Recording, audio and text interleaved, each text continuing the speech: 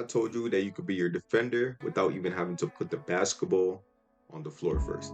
This is episode 2 of the NBA Bag series, and today we're breaking down a move that gives you an instant advantage straight from the triple threat. That move is the negative step. Most players are just focused on dribbling combos to create space, but elite players, they know how to shift defenders before the dribble even starts. The negative step is exactly that. It's explosive, deceptive, and if you learn how to sell it the right way, it can become one of the most important moves in your bag, especially if you're not the fastest player on the court. Let's get right into it. Step turns you into a sprinter, and it's exactly what it sounds like, a sharp drop step backwards with your lead foot driving forward. The movement loads your hips and gets your body into a sprint stance, kind of like how track athletes explode off blocks. And that's what makes the move so dangerous. You're actually using real life athletic mechanics to get a step on your defender, not just relying on your pure speed. And most defenders aren't just used to that type of movement. They're watching your jab, waiting on a dribble, but the moment you drop that lead foot back and load up, their timing gets just thrown off. You can sell it even better with a quick look at the rim or just a subtle shot fake. Right? If you get them to rise out their stance or take a single false step, you're already gone right past them. I just want you guys to take a look at how much the negative step is just used in this Raptors versus Celtics playoff series in 2020. It's just so simple and controllable, and just a lot of NBA guys use it as their go-to move.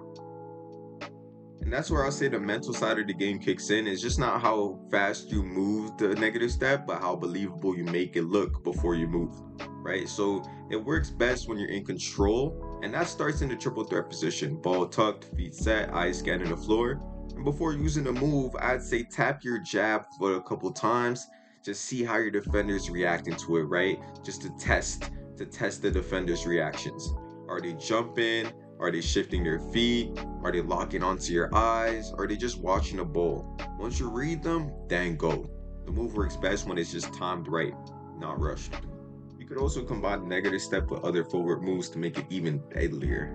The two of my favorite ones I'd say is the forward jab plus the negative step.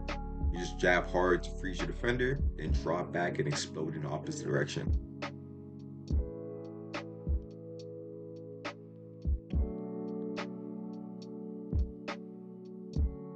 I say one of my favorite go-tos and combo moves is the negative jab plus the inverted step, right? You just put that foot backwards and then place it in the opposite direction.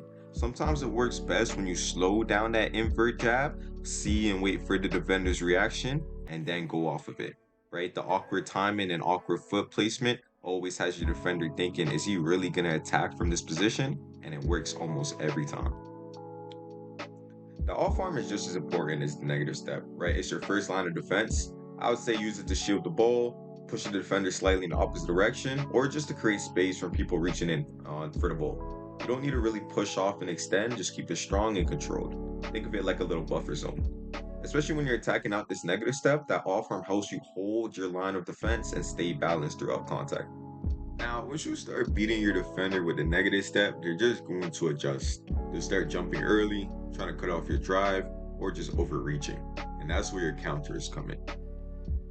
My personal favorite, and it's probably going to be in a future NBA Bag series video, is the behind the back counter. It's probably one of the cleanest counters, and it's just so quick to use, especially if your primary defender recovers. You can just switch directions so easily and quickly without even having to slow down. Then you could also just spin off of the contact with the spin move, especially if the defender starts riding your hip. The spin either is going to be into space or into your finish, whichever gives you the better control.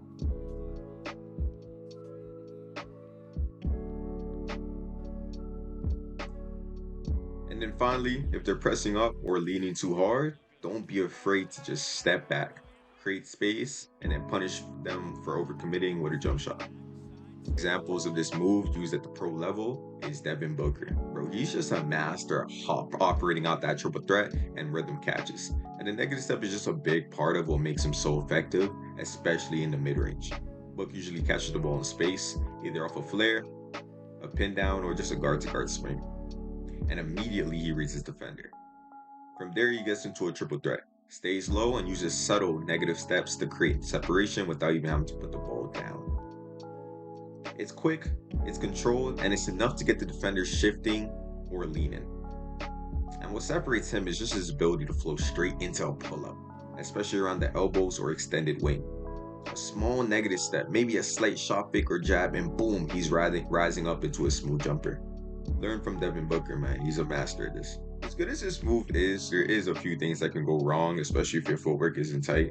A lot of players end up overstepping on the negative step, not being aware of their surroundings and spacing, and just end up stepping out of bounds before they do the move, right? Because you're stepping backwards, you're not looking backwards into the move, so you're not going to be aware of where you are. So before you do the move, you got to think of where you are on the floor and if it's appropriate to use the move. Another common mistake I see is lifting the pivot foot up too early. This happens when players try to explode before the ball hits the ground, and that's an automatic travel. So make sure you put the ball down first, stay disciplined, and then use the move to your advantage, but not disadvantage. At the end of the day, after watching this video, you already know the positives outweigh the negative. So use this move to your advantage, create space, gain momentum, and just beat your defender off the dribble. You add this to your bag, right? Especially your footwork bag, because it's an easy move, very simple, and a lot of NBA players do this.